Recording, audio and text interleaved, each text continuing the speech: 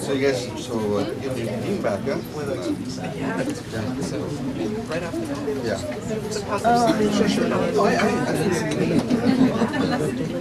Okay, our next presenter is Jason Garrett, and his project is about the Haitian-Dominican conflict. Nuestro If I took some of your plans, nuestro próximo presentador es Jason Garrett y nos va a presentar su tesis sobre el conflicto haitiano-dominicano. Bienvenidos, gracias todos para venir. Voy a presentar en otra manera. Para mí, las últimas días han sido una lucha para completar todas las tareas que nos mandó la profesora, pues voy a presentar en inglés. Para mí, yo voy a ser menos nervioso y todo. Pero thank you guys for coming. What I did my research on was the Haitian-Dominican conflict, and there's tons of stuff that we've seen in the island of Hispaniola that could be covered, but I chose to do the period of time between 1935 and 1970. Both countries were ruled by dictators who controlled the countries economically, socially, and politically in very brutal ways, and the people were oppressed underneath both of these dictators. So the faculty and some students have helped me out in my research and getting everything in tune. I'm going to have Spanish up here. Para los que no entienden mucho inglés, voy a tener un resumen en español aquí en la pantalla para que puedan entender lo que estoy diciendo. Y si hay preguntas al fin, me pueden preguntar en español. To start,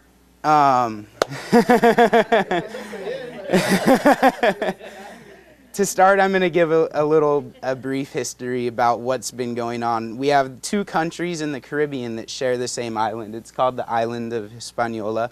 And Haiti is a country that was originally conquered by the French, whereas on the other side, the Dominican Republic had been settled by the Spaniards. And it was a fight the whole time to establish a borderland and this and that. Well, during the 1935 to 1970, the United States also was in a very transitional period, I would say.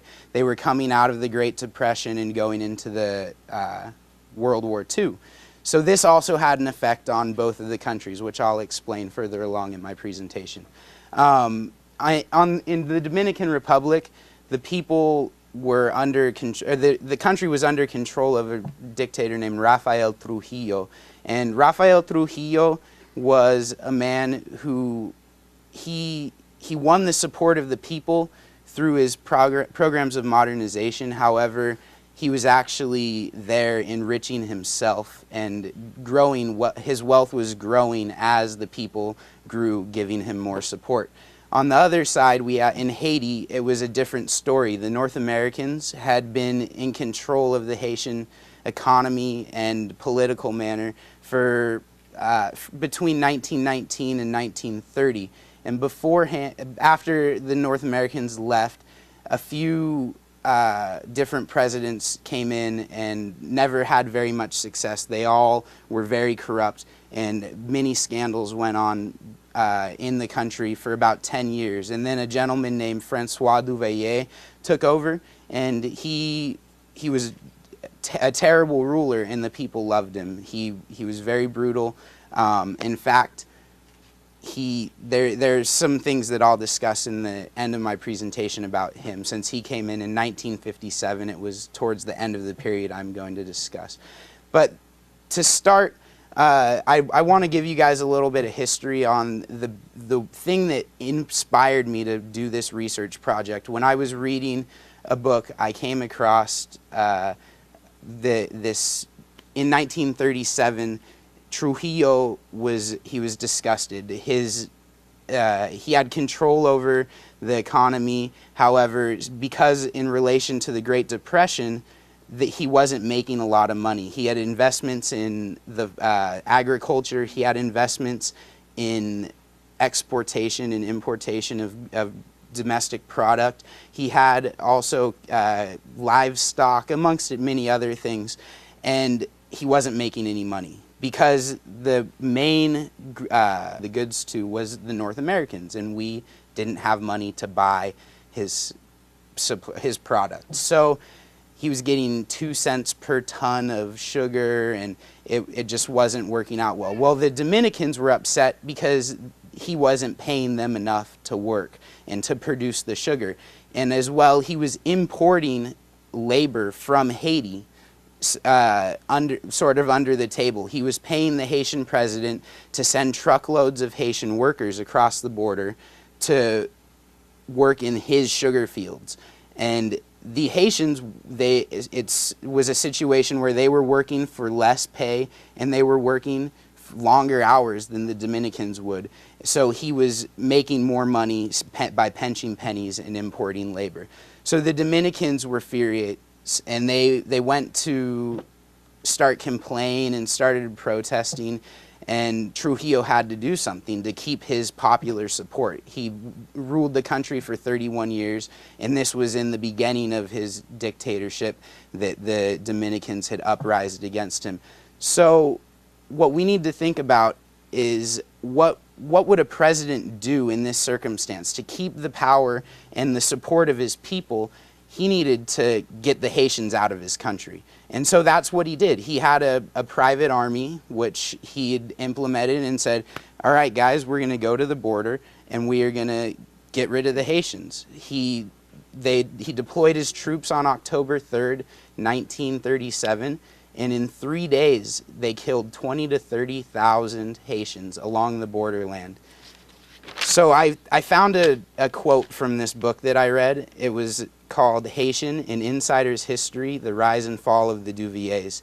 And when the author Elizabeth Abbott was explaining this situation, this quote just sort of made me want to figure out what inspired Trujillo to do this and what were the factors that the Haitians had involved. And so here's what she says. Few bullets were used. Instead, 20,000 to 30,000 Haitians were bludgeoned and bayoneted, then herded in moaning, mailing troves into the sea, where sharks finished what Trujillo had begun. So think about that. This guy, he wasn't shooting them with bullets and sort of painlessly ending their lives or quickly ending their lives. He was cutting their legs off and herding them into the ocean. It was horrible. So I had to figure out, what led into this. So I started my research by breaking down each country and looking at the economics, the social, and the political aspects of the Dominican Republic and contrasting it with what I had discovered about Haiti. So first of all, I needed to figure out who Rafael Trujillo was. He came into the playing field as a guard in the sugar fields, and he had some success there. However, he quickly enrolled into the army because the North Americans were there controlling the Dominican at that time. And so he had a good opportunity to be trained by troops that had lots of experience fighting wars. So Trujillo was in the army, and he quickly became commander within a few years. At this time, there were a few different political parties that were important in the Dominican Republic. One was Partido Revolucionario Dominicano, and the other was El Partido Reformista. These two parties, they butted heads. The Partido Dominicano was more conservative, had the traditional viewpoints that were accepted at that time, and they were more favorable to the United States. The Partido Reformista was inspired more by the socialist side, and they had the differing perspectives. I wouldn't say that one was better than the other. However, with the support of the United States, Partido Dominicano came into control. Well, in 1930, Trujillo, he was still commander of the army, but this gentleman, Rafael Ureña, he held a revolution, a coup d'etat, and he took over the White House, or the presidential palace, in the Dominican Republic. At this time, he went into the office and proclaimed that from here on out, it's the quote in Spanish was de hoy comienza la época de Trujillo. So Ureña entered the office. However, Trujillo was the commander of the army, and Ureña proclaimed that Trujillo, it was his time to rule the country. So Trujillo had control over all the constituents of the economy. He had during his time in the army, he had began investing in the sugar industry, began investing in livestock. While he was a commander, his wife had ran a business organizing the laundry services for the soldiers. He sort of just created monopolies in every market that had any success in the Dominican Republic.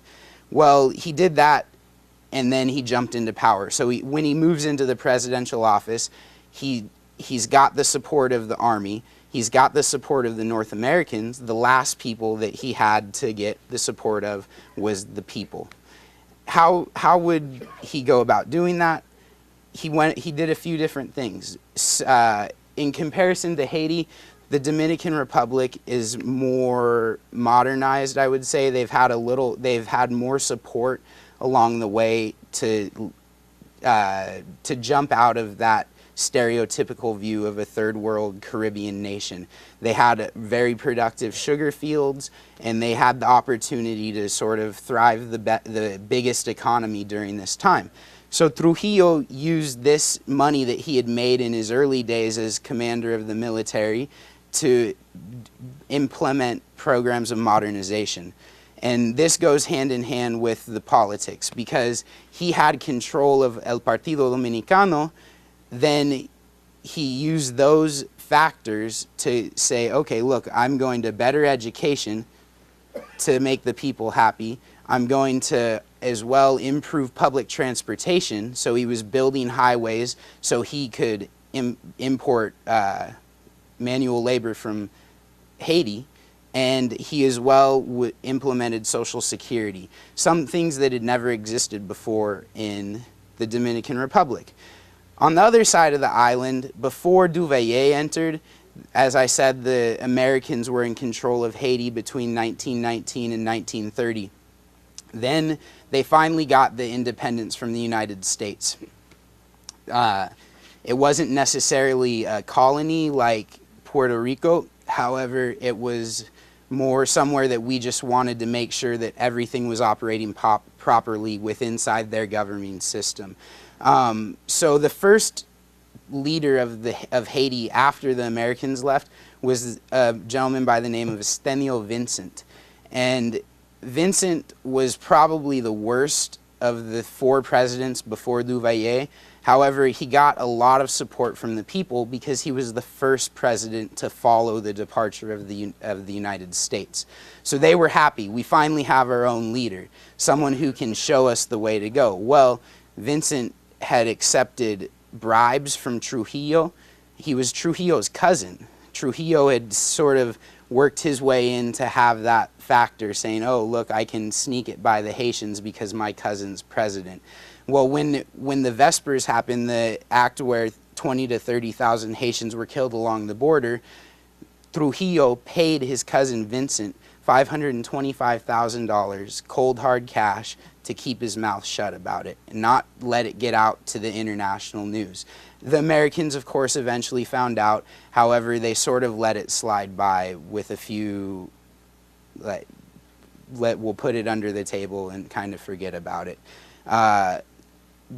So Vincent was very corrupt, and he also few people had tried to come up in opposition of Vincent. He had detained them, arrested them, made him leave the country in exile of the Haitian governing system and anyone who would be in his opposition. Following Vincent, we had Estime, Paul Estime. He was only in for 2 years. However, he followed in Vincent's footsteps. Very, very corrupt. Used the money that the Americans were giving to help recuperate Haiti from the hits that they had taken. He was putting it in his pocket and enriching himself and his family. So the Haitians weren't too happy, and they protested and got him out of office. He was followed by a gentleman named Dumassier Estime, and Estime was the first the first black president to follow in the footstep, or to come in office after the Americans had left. Haiti, which is a little different traditionally than most Latin countries, they have a common practice of voodoo. It's not accepted. It's not a traditionally Catholic nation, which we see commonly throughout Latin America. So Dumassier was a voodista. He practiced voodoo, and the people felt really close. They thought that they could feel like they were on the same level with Dumassier, or with Estime. So he had tons of support. The Haitian population was mostly rural, and they took the opportunity to affiliate with Estime and feel like they had a voice in their country, and it was the first time this had happened. Well, we finally get someone in that we like, and the Americans aren't happy. The Americans say, look, we can't have someone like you running the country. The Americans were concerned about communists at this time. We were fighting the Second World War.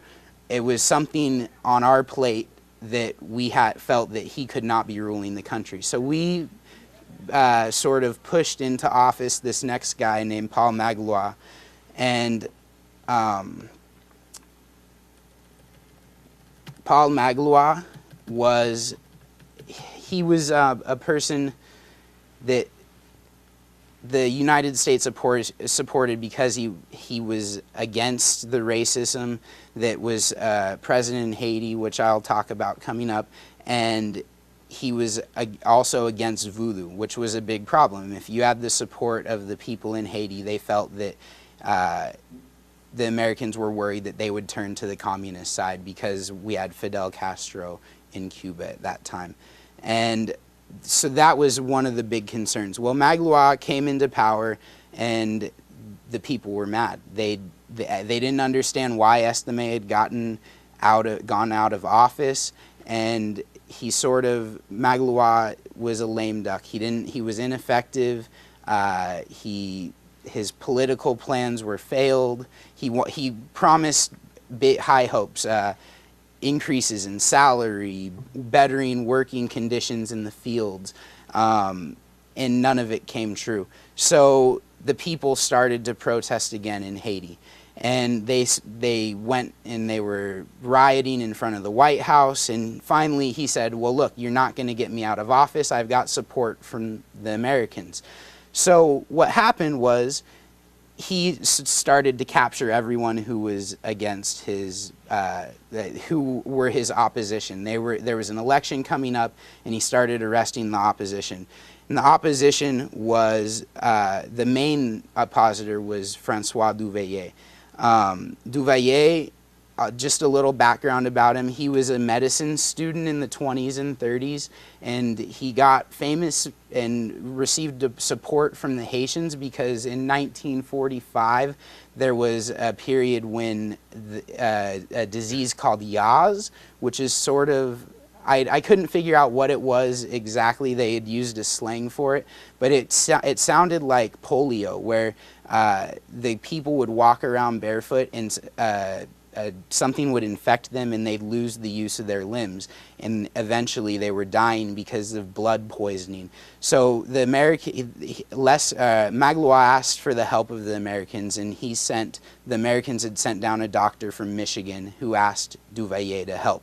So Duvalier became familiar with all of the countryside, and the people really liked him because he had saved so many lives. Well, that's why Magloire was concerned that Duvalier would win the election. And the problem with that was he was right. If you have 70% of a rural population and Duvalier had saved half of their lives, or someone knew someone whose life was saved by Duvalier, that was what it came down to. So he had mass support. And what that leads to is he came into office. So I'm going to talk about the economical situation for a little bit that fell behind all of this turmoil in politics. As we can see here in the pictures, I chose these just to see the influence of the Americans in their society.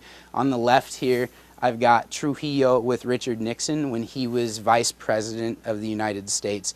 And on the right, Duvalier is the gentleman with his arm up. And here we've got Nelson Rockefeller, who was down in Haiti doing something. I don't know exactly what. So in the economic situation, in the Dominican Republic, as I had already mentioned, their main economy came from sugar. They also had livestock. They also had import-export. But Trujillo tried to figure out any way that he could make himself a little bit richer. And the things that he did, on top of controlling the agriculture industry, he took control of the customs service. He was implementing taxes on migration, so Haitian or Cuban migrants who were leaving their countries in exile or escaping the communists or the dictatorships that were ruling in that time would have to pay a fee to come into his country. He knew that the influx of immigrants was inevitable, and it was a source of money for him to increase his wealth, more or less. I've got a few numbers. Trujillo had control of 3/4 of the agriculture industry in his prime. So around 1950 was the prime of his reign. He had control of 3/4 of the industry. And as I said, the main industry was sugar. There were 16 sugar factories in the Dominican Republic, and he owned 12 of them. The other 4 were obsolete. 1 was owned by an American company. So we've got 3 obsolete sugar companies in the hands of 16 million Dominicans. Seems kind of strange to me. As well, him and his family had owned 50 to 60% of the fertile land in the country. So if you're working in agriculture, more or less you're working for Trujillo. And that's something that I found pretty shocking. You know, this guy had control over every aspect of his country. And as I put up here, his value at the end of his reign was about $600 to $700 million. And he died in 1961, so I'm assuming that that's well over $1 billion in inflation today. On the other side of the island in Haiti, the economics were similar. It was a mono-export nation, meaning that they had one crop that they exported, and in Haiti they also tried to grow sugar. But as you guys could have seen in the map, Haiti had about 1/3 of the island, whereas the Dominican occupied about 2/3, and more of the fertile land fell on the Dominican side. So agriculture was pretty stagnant in Haiti. Therefore, they had a big migration movement of workers going into the Dominican Republic. All of the countries in the Caribbean have done trade with North America for a long time. However, the other countries in Latin America produce similar crops, so the import and export wasn't big between any other countries. So the Americans were their principal commerce or clients for commerce. So this migration of Haitian workers to the Dominican Republic infuriated Rafael Trujillo, which we saw in the acts when he killed 30,000 people. So the life of the worker in Haiti then was brutal. They either worked for bare wages in the Dominican or in Haiti, or they went to the Dominican to make a little bit more money but be under brutal conditions of their boss. It's something that is pretty detrimental if you don't have a lot of options. So a lot of the Haitians were unemployed. The poverty line was really high. 70% of the population actually fell underneath the poverty line. So there was a lot of communal farms. One family would grow something and they'd trade with the other family, and that was how they existed. A pretty barbaric, for lack of a better word, I'd say, life. And finally, we've got the social customs and traditions that fall in both countries. So, as I mentioned, the Haitians are a people who practice voodoo as well as Catholicism. However, voodoo was the principal religion amongst the Haitians. There, as well, they had several other social traditions, such as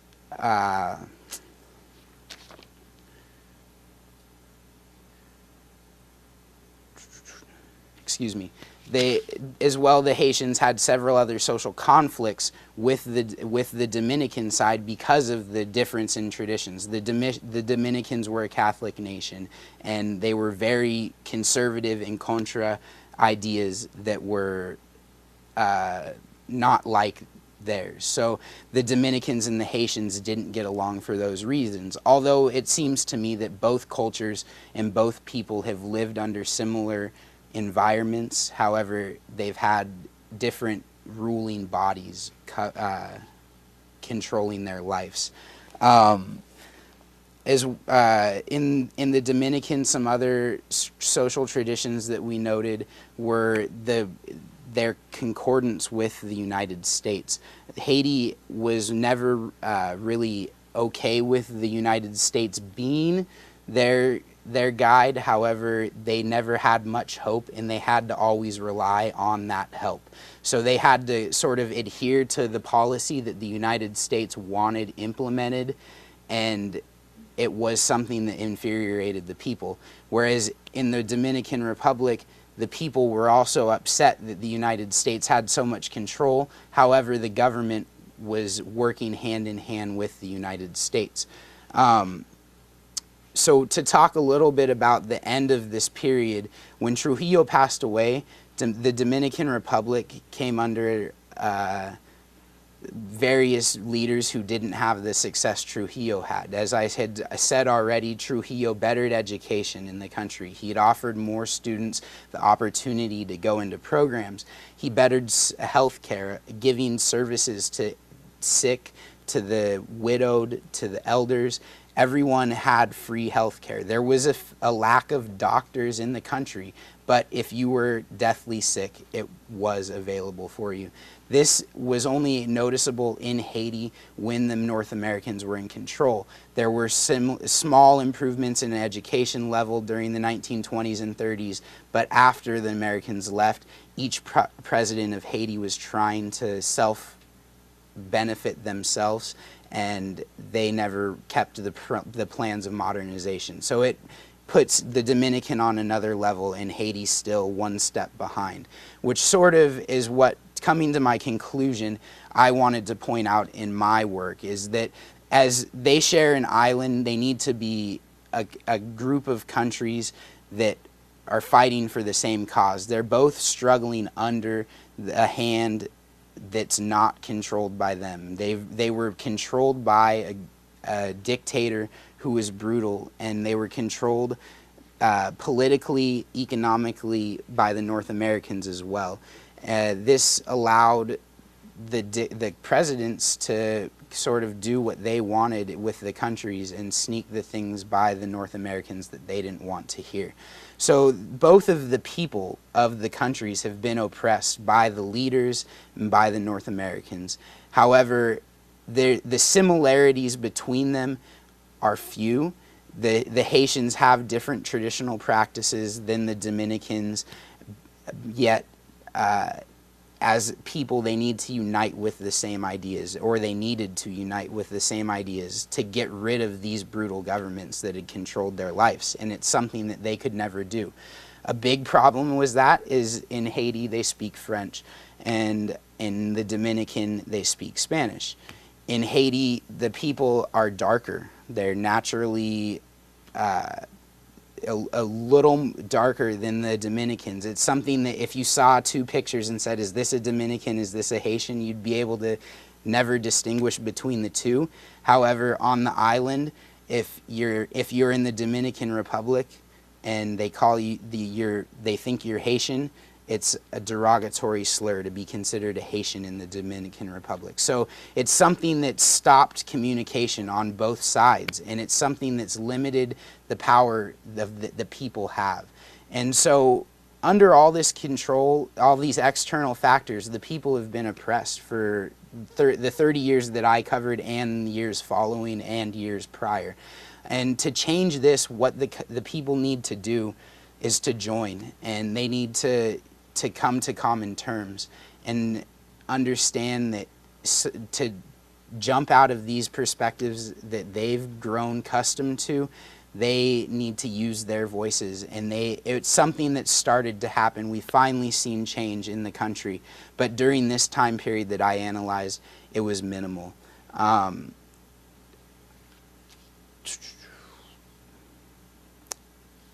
So I think in all, what the difference between the Haitians and the Dominicans was the brutal control that their leaders had. Rafael Trujillo had the support of the people because he had bettered the country, he bettered education, and that's something that he used as propaganda to convince the North Americans that he was doing good. Whereas the Haitians never had that. They never had that success. When Duvalier came into power, they were still oppressed and they were afraid because he was committing horrific acts. He was killing his opposition. He was a brutal leader, but never had the success that Trujillo had economically because of the lack of economic success overall in Haiti. So in conclusion, what needs to happen, or what needed to happen in this time period, was the idea of a country standing up and the people standing up against the leaders. And there were examples of this going on worldwide. However, they never had the success that that Castro's regime had implemented, or that how the Eastern Bloc closed itself off, and it was the division of the communist and the Western world. This is something that the Haitians were struggling between, as well the Dominicans. There was always that third party in their political options, and it provided the people with false hope. Someone would come in and have grandiose promises, however, they would never be accomplished. And that's what I concluded. I felt that what needed to happen was the people needed to join together and fight against what they thought was wrong in their country, and their voice was oppressed.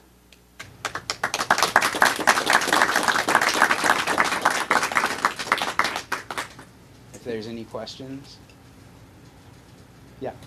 Sometimes you have commonalities in despite of different countries, Mm-hmm. different traditions, and cultures, different languages. Like, are there any common denominators that the peoples of different countries have? You know, I mean, we look at our border here with Mexico, and la frontera es la frontera. You know, Yeah. It's ni es de aquí ni es de allá. Yeah. And it's really different cultures. Is that similar on the border? Yeah, what I encountered in my study was that the commonalities were more amongst the people. As the Duvalier and Trujillo, they were oppositions. They worked together to oppress. The people, they all wanted the same thing. They wanted a good life, and they wanted economic prosperity. They may have not had the language and the religious customs.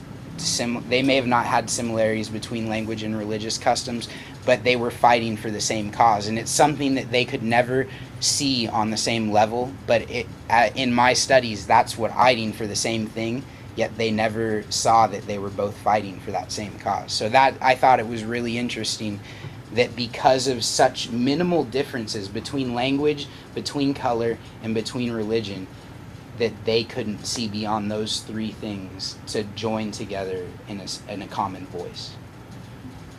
Yeah.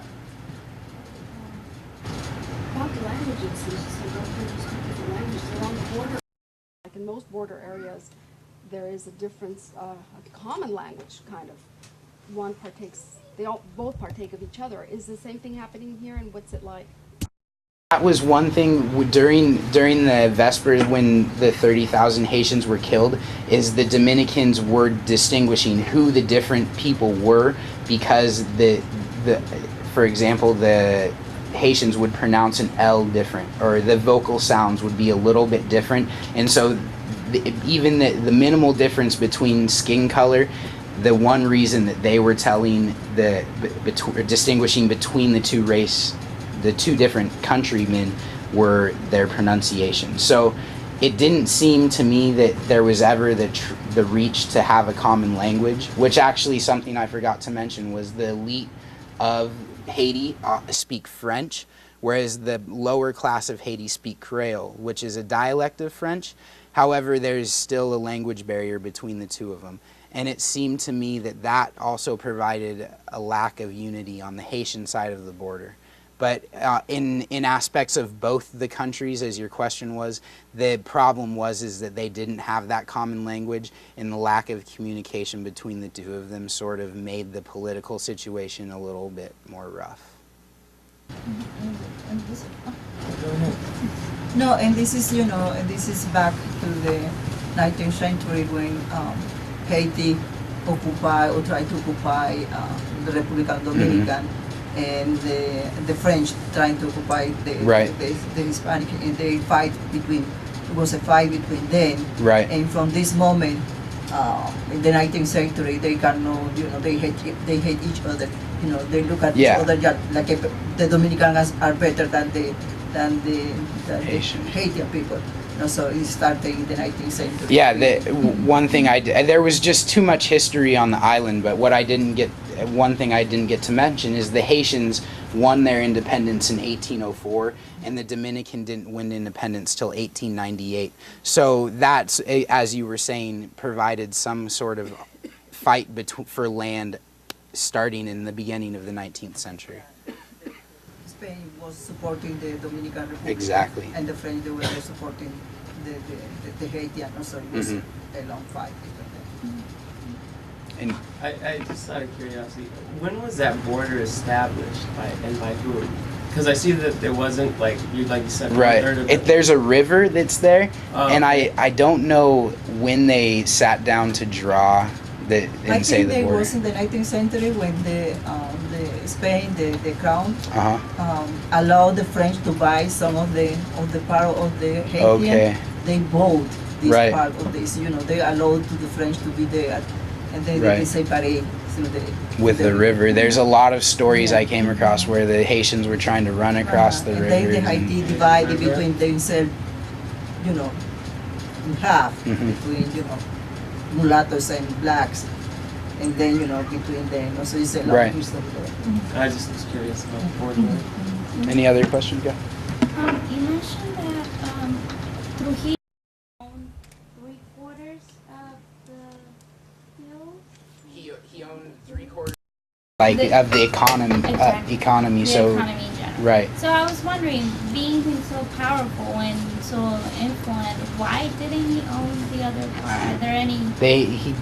He had to sort of leave. That was most of the industries were owned by the Americans because the Dominicans didn't have the money to invest into companies because either Trujillo or the Americans had controlled it. So the other portion of profitable market was owned by the Americans, and the rest were left to families, but they were mostly businesses that weren't profitable. So it'll be fair to assume that if he could take over the other quarter, He would have. No, Haiti, the American was not allowed that. They were occupied several times from the Marines, from the Marines, the Republican Dominican. They would not allow that. They were, trying to balance, fighting among them, but, balance that they were not hurt. Yeah. Joven, ¿qué le hizo darnos esta narración entre estos conflictos? ¿Qué le llamó para usted la atención? Yo fui en estudio afuera el año pasado y yo leí un libro, se llama Why Cocks Fight, ¿por qué pelean los gallos? El conflicto entre el haitiano y el dominicano y la pelea para la tierra. Y este libro me inspiró a leer más sobre el tema, y cuando regresé de mis estudios hablé con los maestros aquí en nuestro departamento y volví a hacer mi proyecto final. Otra pregunta más. Sí. tal vez estaremos frente al hombre del futuro, el mediador de la paz entre Irak y Estados Unidos. O sea, usted. Lo que yo quiero hacer es ser profesor de la universidad eventualmente. Es la primera escalón para ser doctorado, es graduarme de aquí. Y finalmente llegó. Gracias.